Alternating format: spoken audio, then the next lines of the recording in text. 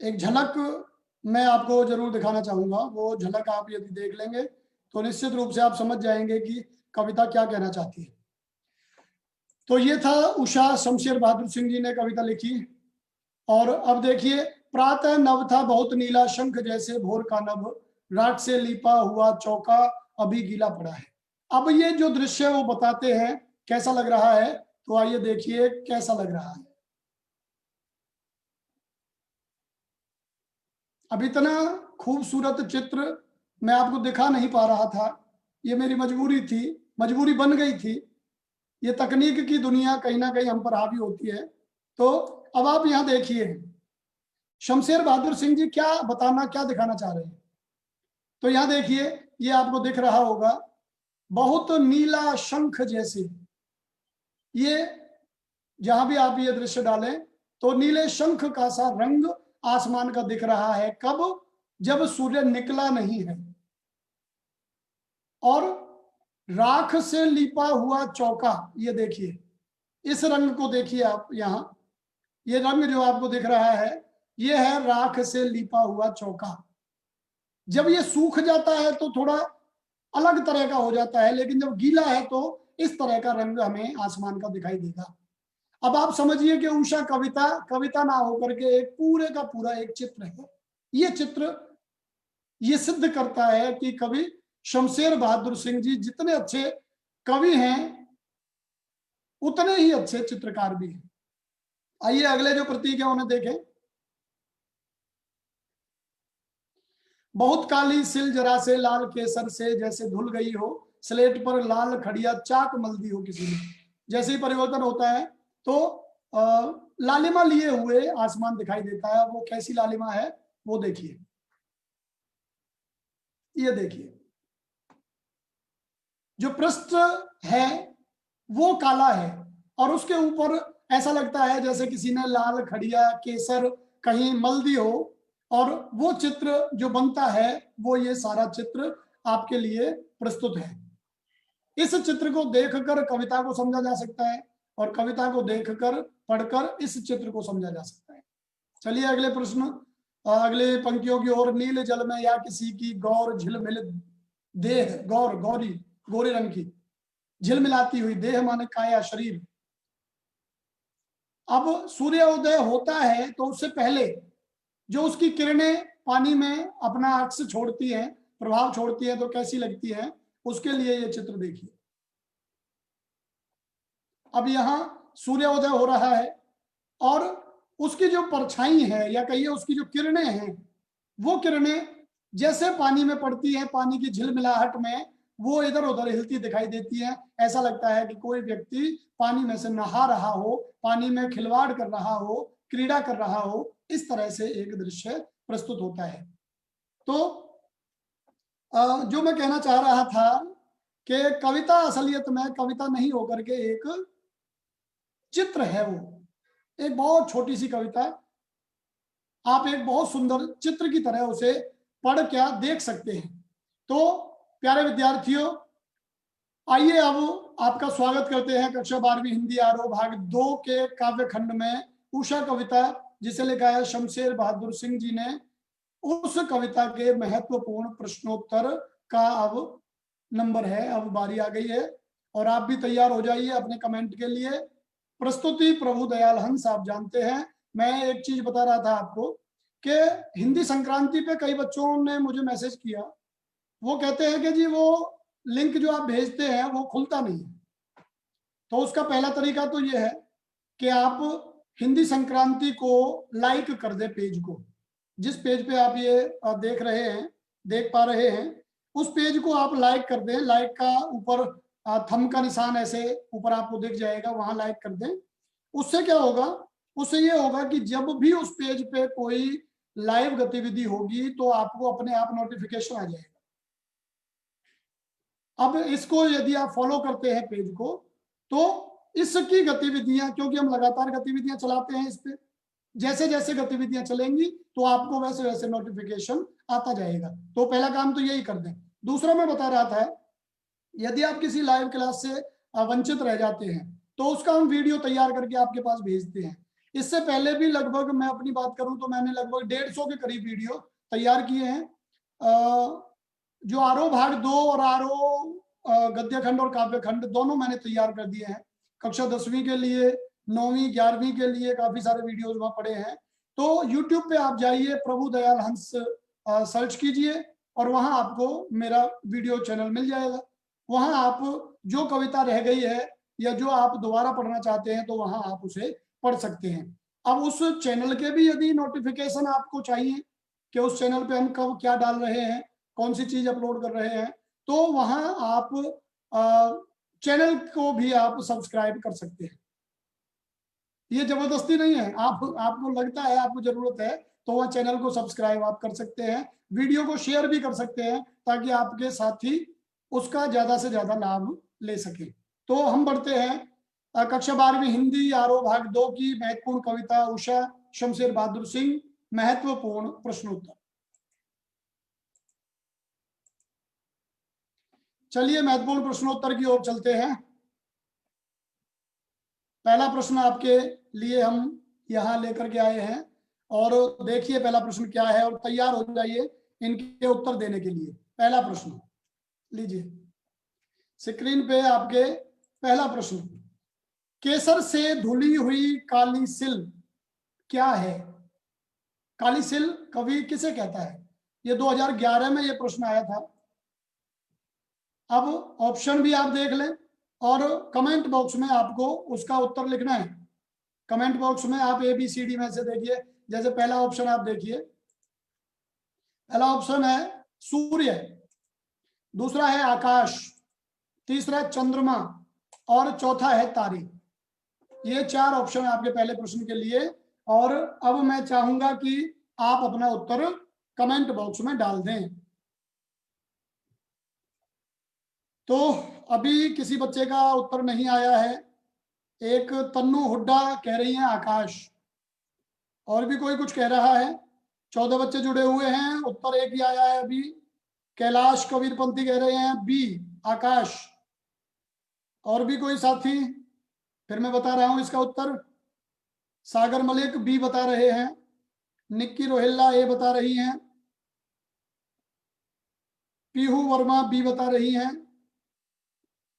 Solanki B और Sanjay Saini B बता रहे हैं।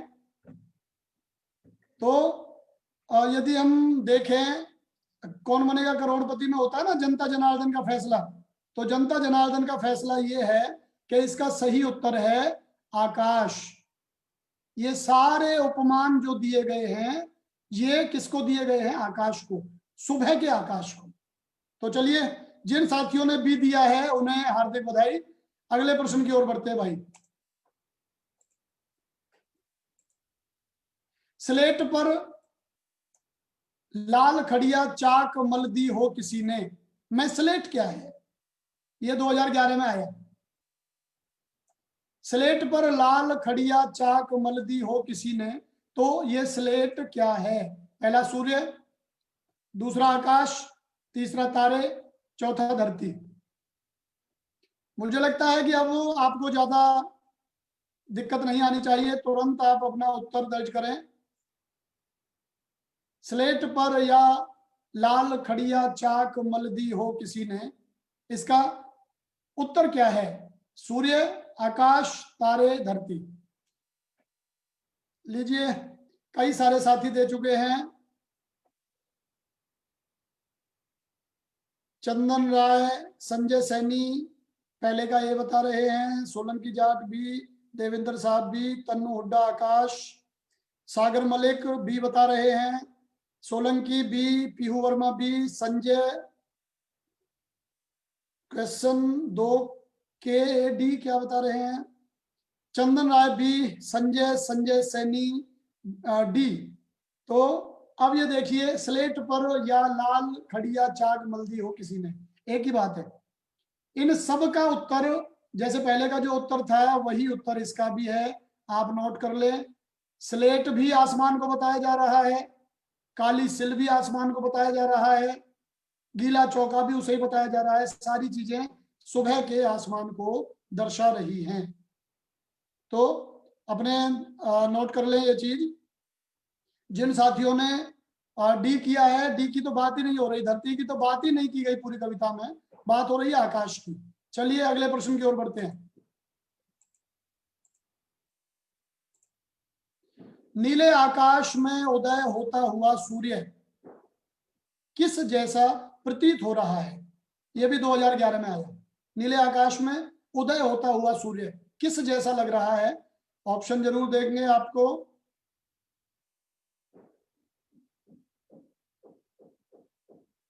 संजय सैनी बता रहे हैं कि डी है इसका आंसर। तो मैं आपको दोबारा बता दूं, इसमें धरती की तो कहीं बात ही नहीं हुई है। इसमें बात हो रही है आसमान की।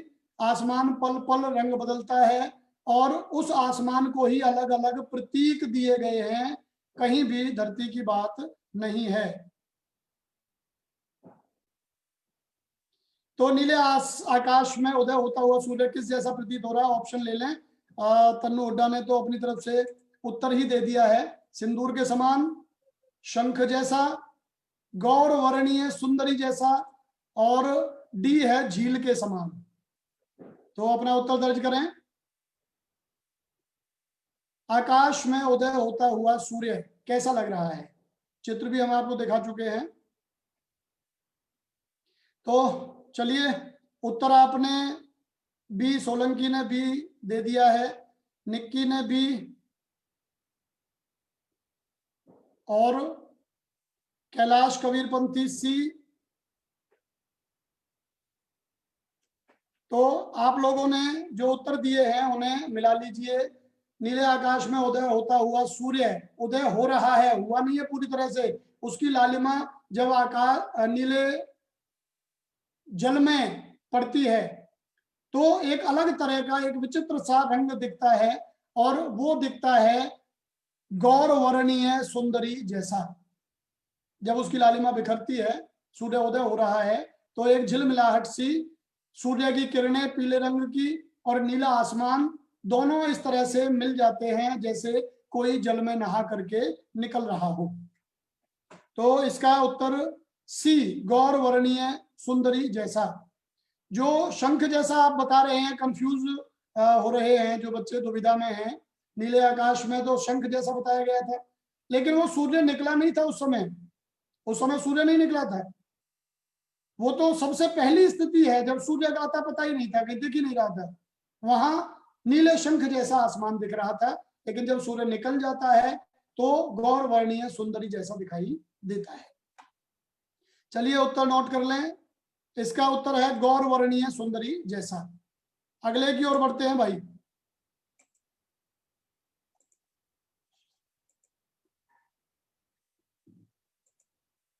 महत्वपूर्ण प्रश्नों की कड़ी में चौथा प्रश्न लेकर के 2011 में ही आया है। ये भी प्रातः आकाश का रंग कैसा था?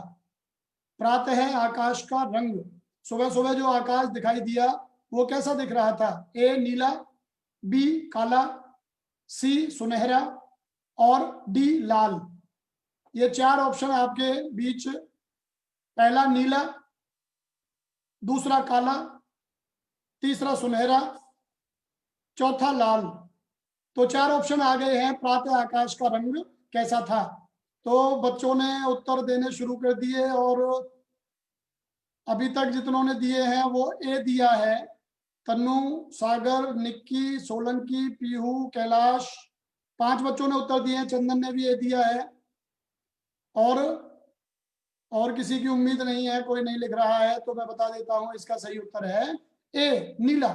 सभी के उत्तर सही हैं। तो चलिए अगले प्रश्न की ओर। ये 2011 में प्रश्न पूछे गए थे पहले चारों प्रश्न। पांचवा प्रश्न आपके बीच, उषा दिन का कौन सा समय होता है? 2012 में यह प्रश्न है। उषा जो है वो दिन का कौन सा समय है? सुबह है, शाम है, रात है, दोपहर है? ऑप्शन ले लीजिए। पहला है ए प्रभात, दूसरा है बी मध्याह्न दोपहर, तीसरा है संध्या, और चौथा है डी रात्रि। अब ये देखिए, कई जो भोर कह रहे हैं ना, तो उन्हें ये भी पता होना चाहिए कि भोर इनमें से किसे कहा जाता है? प्रभात, मध्याह्न, संध्या, रात्रि। उषा दिन का कौन सा समय होता है? तो उत्तर अपना दर्ज करिए।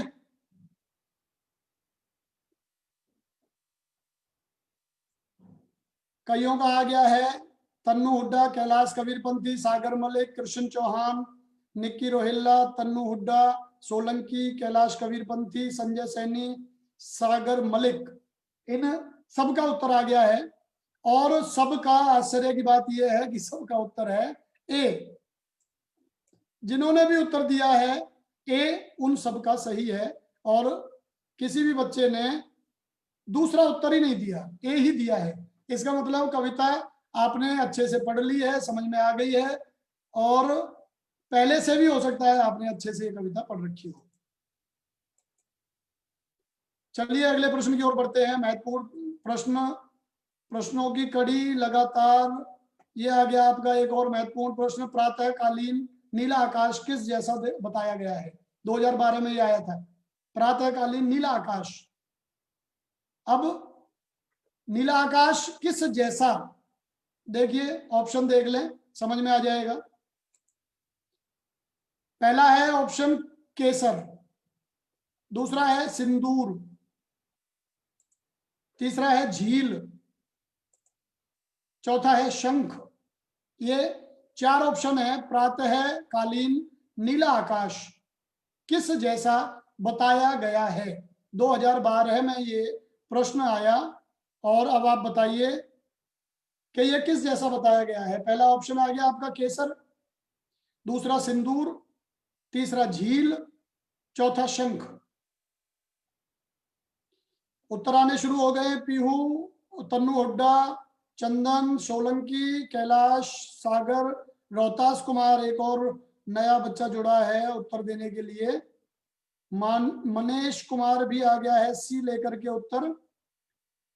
तो और कोई मुझे लग रहा है संजय ने भी डी दिया है, संजय सैनी। तो आपको मैं बता दूं, उत्तर बता रहा हूं आपको, इसका उत्तर है डी।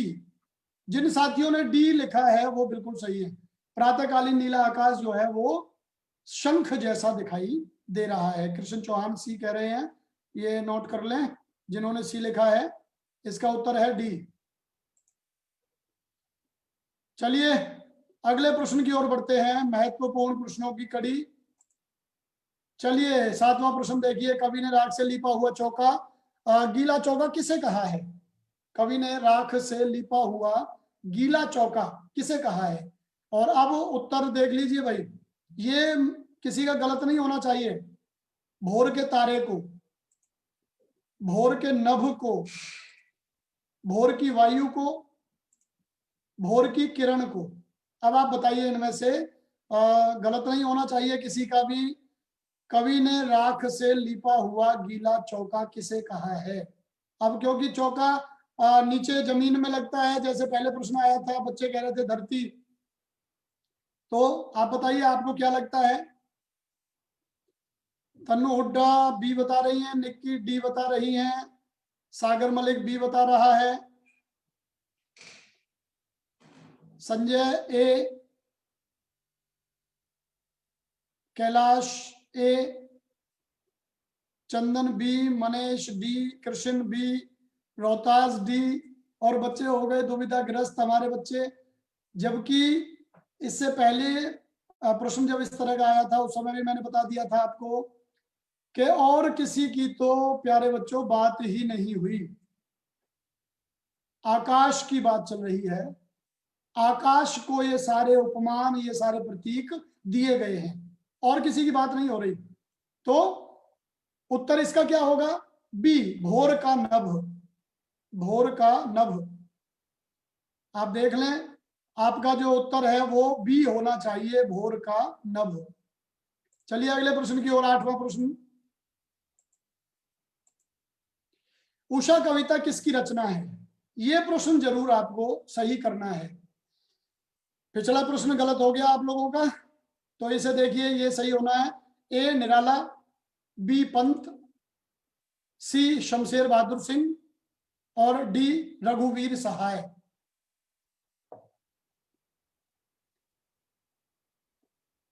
उत्तर देखिए आप क्या दे रहे हैं।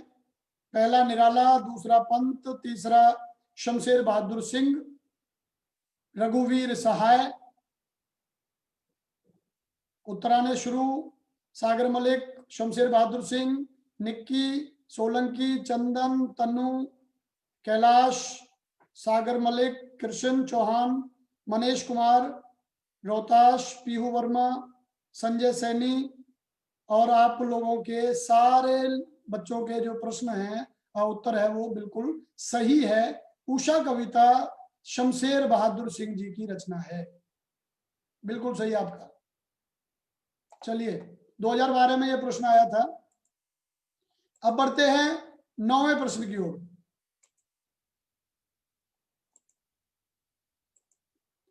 उषा का जादू किसके उदय होने पर अथवा किससे टूटता है? 2012-14 में आया ये प्रश्न, 2012 में भी आया, 14 में भी आया। उषा का जादू किसके उदय होने पर, और निश्चित रूप से बड़ा महत्वपूर्ण प्रश्न और बड़ा आसान। और आप बताइए भाई ये किसके उदय होने पर टूटता है?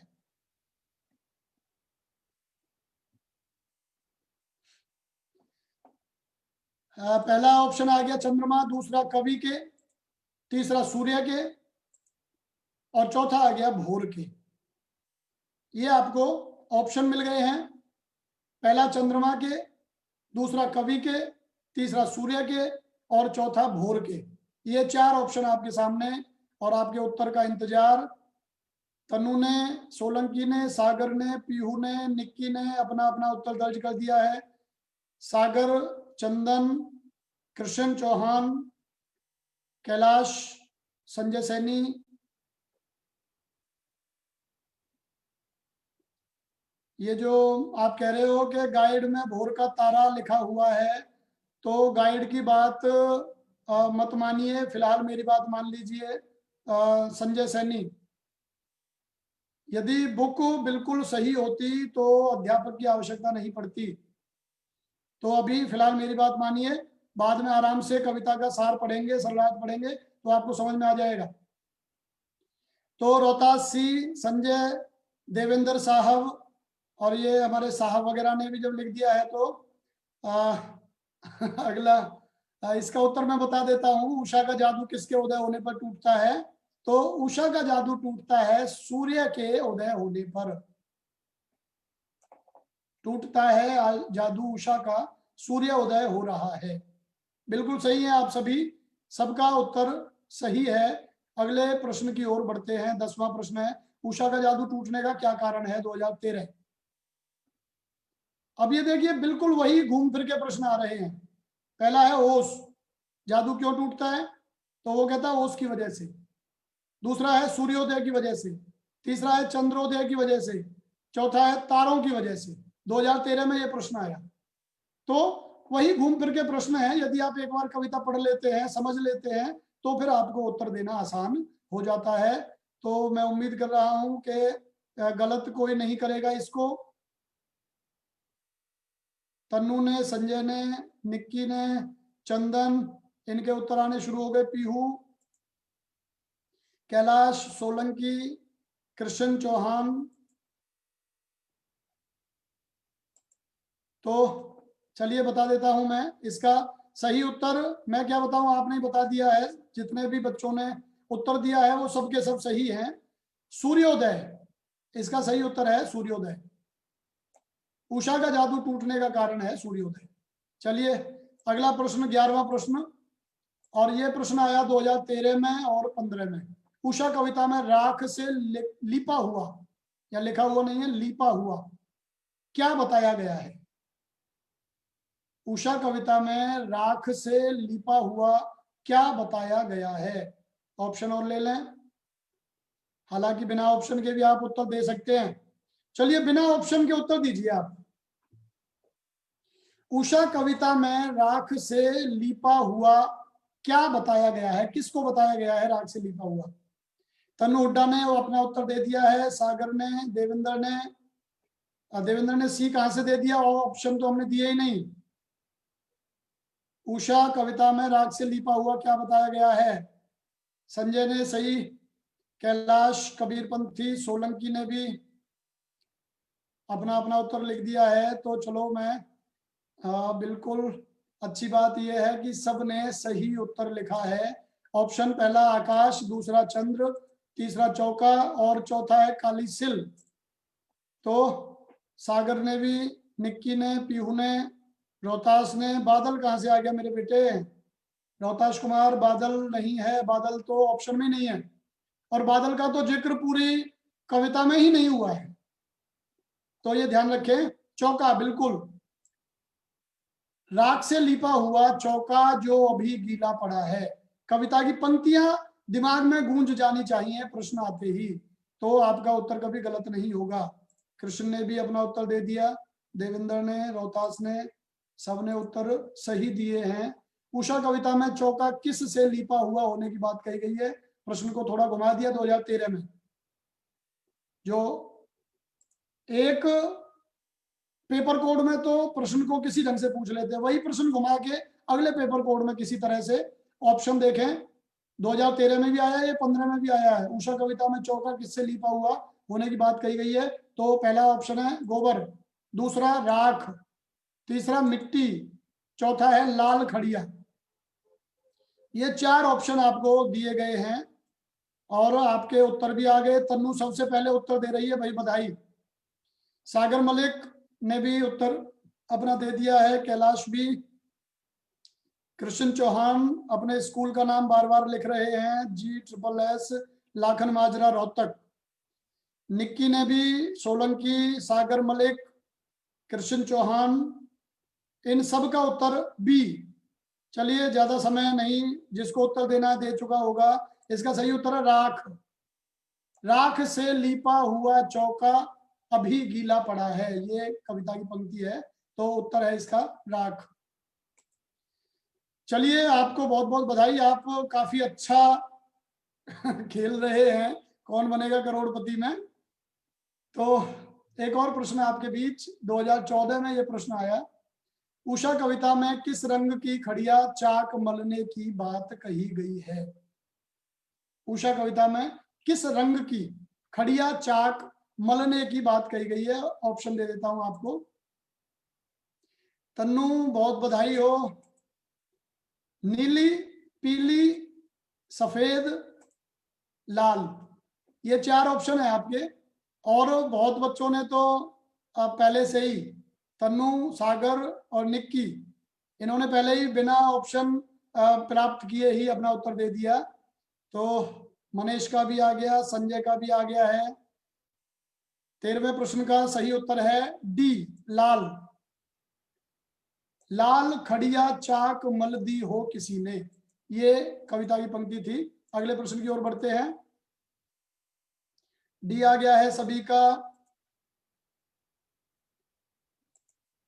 चलिए 2015 में ये प्रश्न आया था, और कविता में बहुत काली सिल किस से धुलने की बात कही गई है।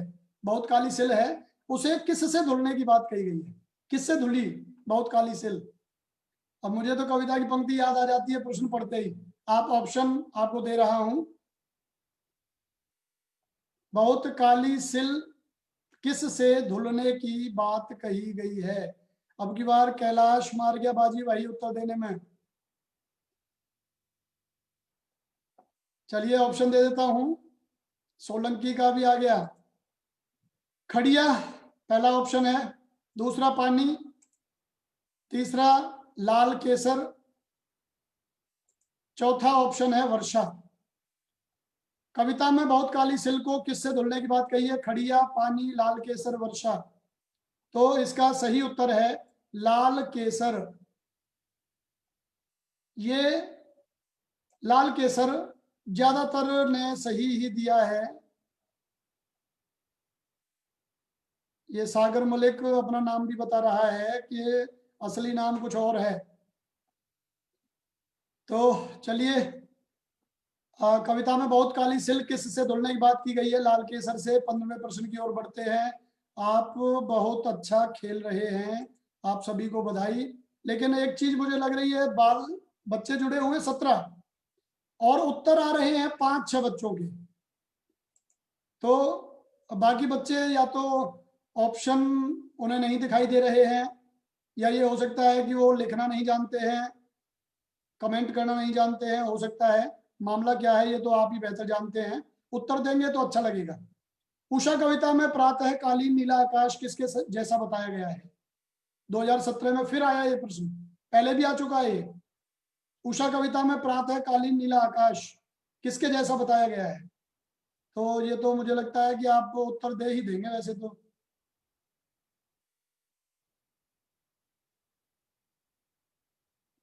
तन्नू हुड्डा का उत्तर आ गया, कैलाश का, सागर मलिक, सागर मलिक असलियत में प्रिया है, चंदन राय ने भी अपना उत्तर दे दिया। ऑप्शन दे देता हूं, कई बच्चे तो ऑप्शन के इंतजार में होते हैं ना, ये भी तो दिक्कत है। कैलाश, निक्की, पीहू, इनका भी, चंदन का, संजय, रोहतास, इनके ऑप्शन मैं दे देता हूं, बाकी भी बच्चे देख लेंगे। केसर, दूसरा है शंख, तीसरा है सिंदूर और चौथा है सिल। ये 4 ऑप्शन है आपके पास। उषा कविता में प्रातःकालीन नीला आकाश कैसा बताया गया है?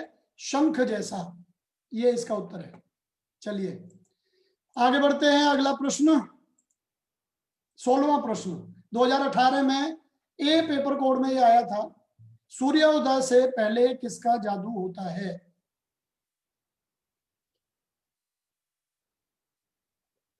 तो सूर्योदय से पहले किसका जादू होता है? 2018 में ए पेपर कोड में ये प्रश्न आया था। तो अब आप इसका तो उत्तर अपने आप ही बताइए, मैं ऑप्शन देता ही नहीं, ऑप्शन देता ही नहीं, अपने आप बताइए क्या है। ये देखिए, सागर मलिक, तनु, निक्की रोहिल्ला, देवेंद्र, कैलाश, रोहताश, मनीष, इन 5-6 बच्चों के प्रश्न उत्तर आ गए हैं। 2 4 6 बच्चों के, कृष्ण का भी आ गया। और अच्छी बात ये मुझे लगी कि सबके सबका सही उत्तर आ रहा है। ऑप्शन एक बार और देख लें, उषा, निशा, निशिचर, भूत। ओहो, बड़ा भयंकर ऑप्शन है एक तो भाई। उषा, निशा, निशिचर, निशिचर भी राक्षस और दैत्य वगैरह के लिए आता है, और भूत। तो इसमें सही उत्तर है उषा, ए, ऑप्शन आपका ए। जिन्होंने ए किया है, और मुझे तो लग रहा है सबने ही ए किया है, हार्दिक बधाई। कविता आपको समझ में आ गई है, प्रश्नों को आपने अच्छे से याद कर लिया है। अगला प्रश्न 17वां, उषा का जादू टूटने का समय क्या है? 2018 डी पेपर कोड में आया था, उषा का जादू टूटने का समय क्या है? तो आप समय बताइए क्या है, ऑप्शन दे दूं? उषा का जादू टूटने का समय क्या है? ऑप्शन दे देते हैं भाई। पहला है सूर्यास्त, दूसरा है सूर्योदय, तीसरा है प्रदोष और चौथा है प्रहर। 4 ऑप्शन हैं। तनु, कैलाश, निक्की अपना अपना उत्तर दे चुके हैं। रोहतास, सोलंकी, मनीष, तनु ने अपना उत्तर बदल दिया है। कृष्ण चौहान, चंदन राय, सागर मलिक। और अच्छी बात ये कि 1-2 बच्चों ने को छोड़कर, 1-2 को छोड़ दें तो लगभग सभी ने सही उत्तर दिया है। तो चलिए बता देते हैं, इसका सही उत्तर है सूर्योदय। बस प्रश्नों में बहुत ज्यादा कुछ नहीं है, हल्का सा समझने की बात है, और फिर आप अपना उत्तर निकाल देते हैं। सर झुकाओगे तो पत्थर देवता बन जाएगा, और इतना मत चाहो उसे वो बेवफा बन जाएगा। और हम तो दरिया हैं, हमें अपना हुनर मालूम है, जिस तरफ भी चल पड़ेंगे रास्ता बन जाएगा, जिस तरफ भी चल पड़ेंगे रास्ता बन जाएगा। आप लोग, एक इतनी ऊर्जा है आपके अंदर कि आप यदि तय कर लेना मुझे ये चीज हासिल करनी है। मैं आज सुबह भी कक्षा में अपने कक्षा 11वीं के बच्चों को बता रहा था, दुष्यंत कुमार जी एक बात कहते हैं, उनका एक शेर है, कि कौन कहता है आसमान में छेद नहीं हो सकता? कौन कहता है आसमान में छेद नहीं हो सकता?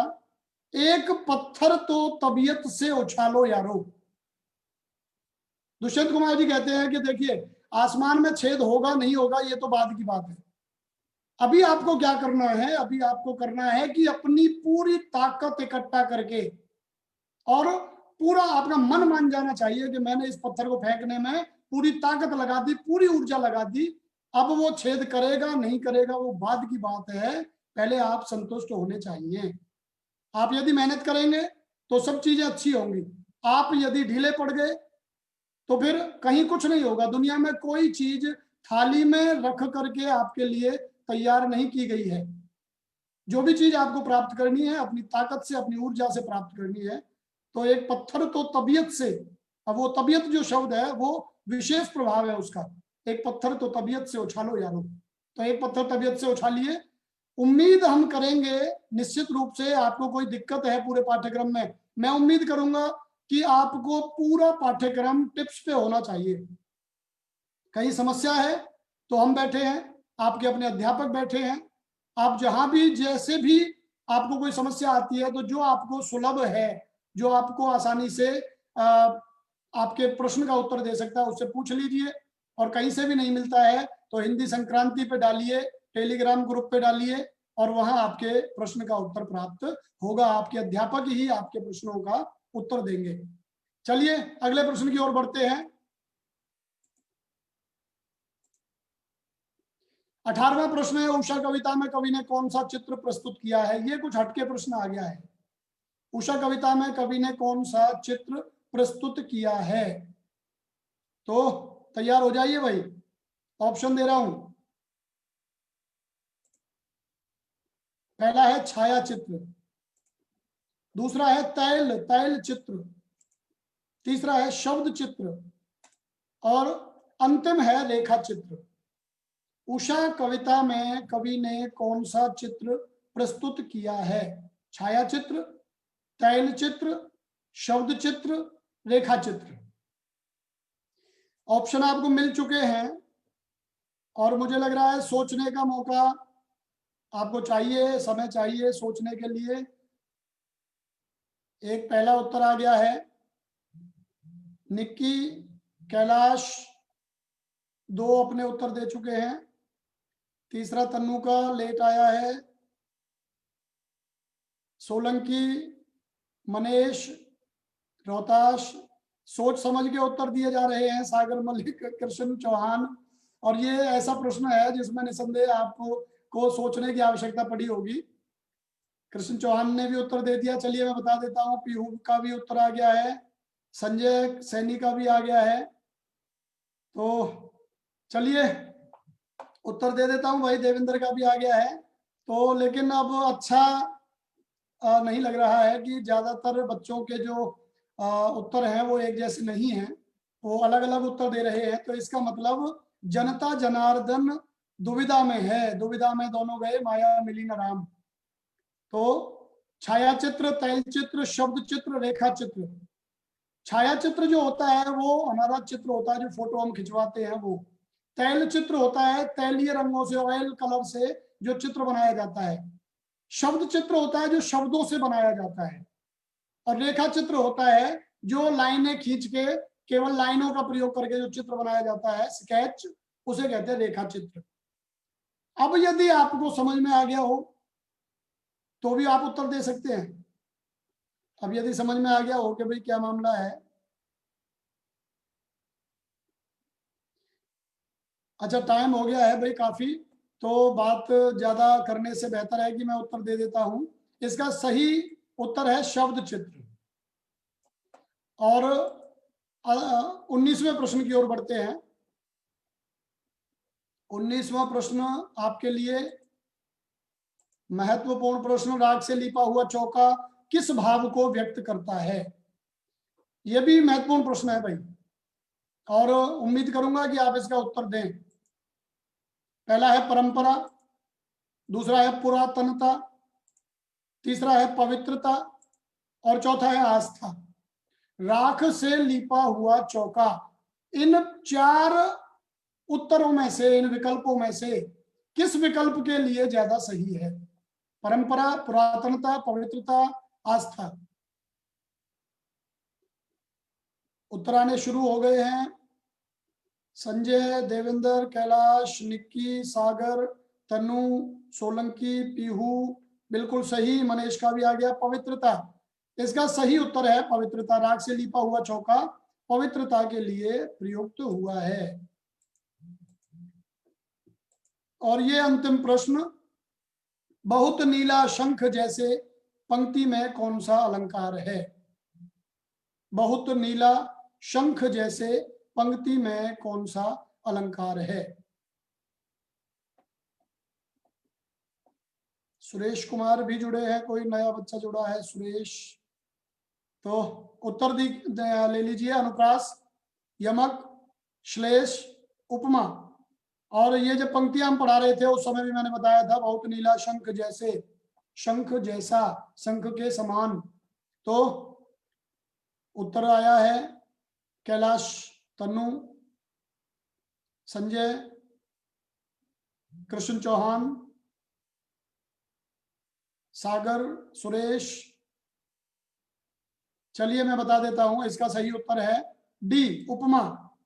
सा, सी, सम, सदृश, समान, सरे, सरीखा, इनमें उपमा होता है। समान, जैसा, जब वो शब्द आया ना, जैसा मतलब समान, शंख के समान, शंख जैसा। तो उत्तर आपका डी होगा, उपमा। और अब ये ध से धन्यवाद की ओर हम बढ़ गए। तो प्यारे बच्चों, उम्मीद करते हैं कि आपको ये स्लाइड शो, ये प्रश्न अच्छे लगे होंगे, आपने आनंद लिया होगा। हमारी इस कक्षा का मूल उद्देश्य ही यही है कि हम पढ़ें भी और पढ़ने के साथ साथ आनंद भी लें। यदि आप लोग आनंद ले पा रहे हैं, कक्षा में आपको आनंद आ रहा है, तो निश्चित रूप से आप इस कक्षा से लगातार जुड़ सकते हैं, लगातार जुड़े रह सकते हैं। कल अगली कविता लेकर के हम आपके बीच आएंगे, उसके प्रश्न लेकर के आपके बीच आएंगे।